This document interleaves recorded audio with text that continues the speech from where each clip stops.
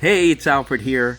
Just checking in, and I wanted to show you today a progression of picture clips of the week on this McLaren that I've been working on. So I was called into this shop that basically raised the white flag and brought me in for help. All right, so I've been helping them out and trying to walk them through protocol for installation. So they had installed the bumper before they did the inlays, so I had to go in and fix what was there. They asked me to not remove the bumper, so there's a specific process of lifting, laying down properly, working the edges, working the rounded ends, and obviously these very deep recesses.